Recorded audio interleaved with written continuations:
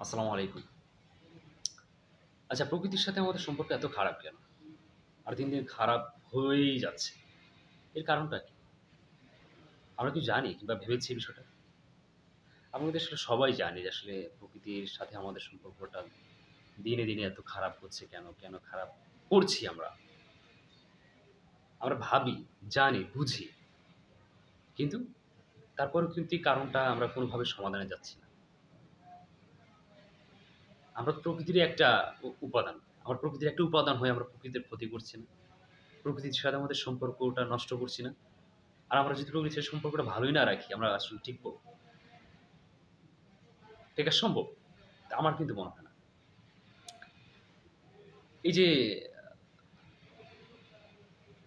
বিগত বছরগুলাতে যে ঝড় হয়েছে, ঘূর্ণিঝড়গুলো হয়েছে, আর সামনে যেগুলো হবে, এগুলা হচ্ছে প্রতি বছর যেগুলো দেখছি, সেগুলো কিন্তু আসলে ক্রমেই কিন্তু দেখা যায় এই বিষয়টা, এই ঝড়গুলোর গতি, ভয়ানক রূপটা কিন্তু আরো কিন্তু বড় আকার ধারণ করে আসছে। এই যে ঘূর্ণিঝড় রিমাল, এই যে বিষয়টা আসলে আপনি দেখুন, এই বিগত বছরগুলার যে ঘূর্ণিঝড়গুলো, এখন যে ঝড়টা হলো, এখন যে অবস্থা যাচ্ছে আমাদের, এটা আসলে অকল্পনীয় কিন্তু। আমরা সেটা কিন্তু জানি যে আসলে এগুলো হচ্ছে কেন? প্রকৃতির কিন্তু আমাদের উপর আসলে বৈরিয়া সম্পর্কটা এত বেশি মানে হয়ে গেছে, এত বেশি সম্পর্ক খারাপ হয়ে গেছে, আমরা আসলে চিন্তাও করি না। চিন্তা করা উচিত কিনা? নদী, নালা, খাল, বিল, মাঠ, জমি-জমা যেটাই বলুন না কেন, এখন একটা বিষয় খেয়াল করেন। আমরা আগে দেখেছি, ছোটবেলায় দেখেছি যে যখন কোনো ফসলি আবাদি জমিতে কোনো কিছু আ বোনা হয়েছে, সেখানে জৈব সারে কিন্তু অনেক কিছু হয়েছে। জৈব সারে ধান হোক, তিল, কাউন, চাল, ভুট্টা যেটাই হোক না কেন, যত কৃষি যত যাই হোক না কেন আমরা কাজ করেছি সেটা খুব সহজেই আমরা হতে দেখেছি। এখন কিন্তু সেই জিনিসটা নেই। এখন কি হয়েছে? মাটিটা নষ্ট হয়ে গেছে। কেন নষ্ট হয়ে গেছে? আমরা নষ্ট করে ফেলেছি। এই যে ধরুন আপনি যদি ধান রোপণ করেন জমিতে, সেখানে যদি আপনি সার, ইউরিয়া সার হোক, পটাশ যেটাই হোক না কেন, এই বিভিন্ন ধরনের সার আপনি ১ বার না ২ বার ৩ বার দেওয়ার ফলে দেখা যায় আগের যে ফলনটা হয়েছে, সেই ফলনটা কিন্তু এখন আমরা দেখি না। হয় না। কারণ কি আসলে মাটির উর্বরতা ক্ষমতা, মানবের উর্বর ক্ষমতা কিন্তু নষ্ট হয়ে গেছে। নষ্ট হচ্ছে। এই যে বর্তমানে যে বর্জ্য পদার্থগুলো যেভাবে তৈরি হচ্ছে, বিভিন্ন কলকারখানা, বিভিন্ন জায়গা থেকে যে ধরনের বর্জ্যগুলো, এগুলো কোথায় যাচ্ছে? এগুলো কিন্তু মাটিতেই মিশে যাচ্ছে। মাটিতে মেশার ফলে আমাদের ফসলি জমি, আমাদের প্রকৃতির উপর যে বিরূপ প্রভাবটা পড়ছে, আমরা এই জিনিসটা আসলে কোনোভাবেই ভাবছি না, কোনোভাবেই খেয়াল করছি না। ভাবার দরকারও মনে করছি না। আসলে এটা আমাদের ভাবা উচিত কিনা? এই জিনিসগুলো আসলে আমরা ভাবছি না। এই যে গাছ কেটে আমরা এসি রোপণ করছি। একটা গাছ কেটে ১,০০০ গাছ রোপণ করা উচিত। ১০০ গাছ রোপণ করা উচিত। আমরা কিন্তু সেটা করছি না। আমরা কি করছি?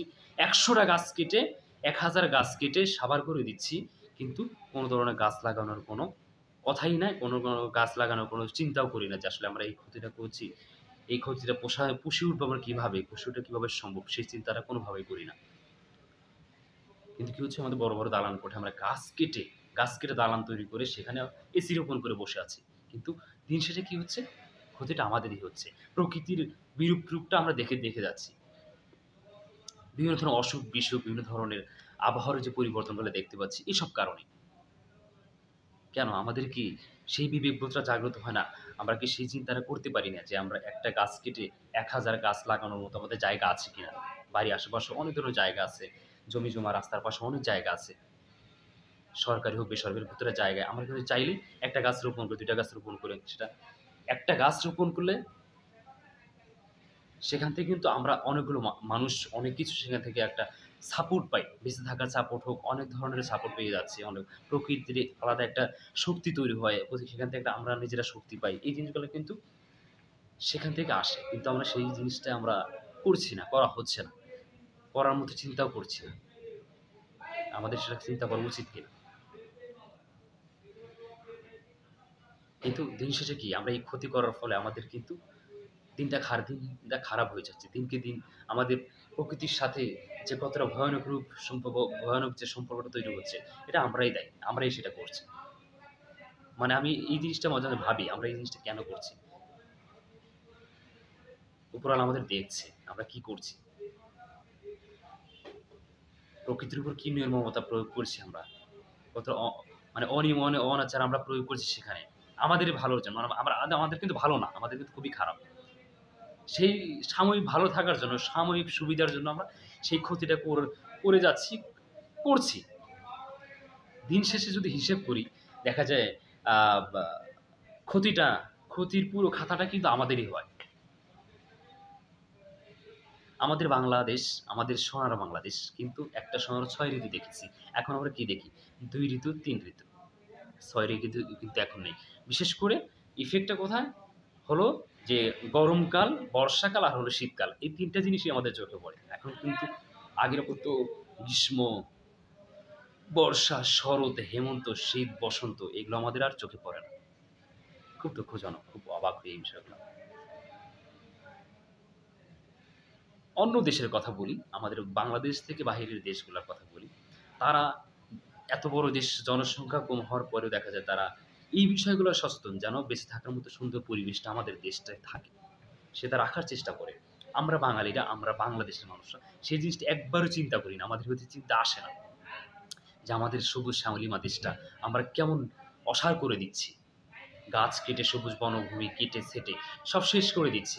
দিন শেষে আমাদের কত পরিমাণ, কি পরিমাণ ক্ষতি হচ্ছে আমরা কোনো সময় সে চিন্তা করছি না, চিন্তা করার প্রয়োজন মনে করছি না। আমাদের সেই চিন্তা করা উচিত কিনা? চিন্তা করা উচিত কিনা? এই যে দিনের পর দিন আমরা যে প্রকৃতির যে বিরূপ পরিবেশের অবস্থার যে আমরা মুখোমুখি হচ্ছি, ওটা প্রতিহত করতে পারছি? প্রকৃতির সাথে কোনো কিছু প্রতিহত করা সম্ভব? কোনোভাবেই সম্ভব না। তার সাথে আমরা তার উপাদান, প্রকৃতির উপাদান আমরা। আমরা তার সাথে সমন্বয় করে যদি প্রকৃতি কিভাবে আমরা কিভাবে ভালো থাকবো, গাছ লাগিয়ে হোক কিংবা অন্যান্য যে বিষাক্ত পদার্থগুলোকে নিষ্কাশন করে যেকোনোভাবেই হোক না কেন আমরা চেষ্টা করব সবকিছু সেফ জোনে ব্যবহার করে, সেফ জোনে থেকে, সেফ জোনে রেখে যেন আমরা বসবাস করতে পারি। এটাই আমাদের চাওয়া উচিত। আমরা কিন্তু সেটা চাচ্ছি না। বুঝতেও পারছি না, বোঝার চেষ্টাও করছি না। দিন শেষে ক্ষতিটা আমাদেরই হচ্ছে।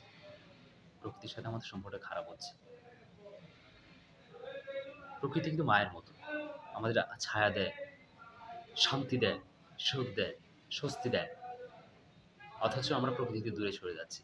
তার ক্ষতি করে ফেলছি। আমাদের সাথে প্রকৃতির যে বৈরিতা, এই যে খারাপ সম্পর্কটা, হিসেব কষে যদি দেখেন, আমরা এখনো ভালো করতে পারি। ভালো করার সুযোগ আছে।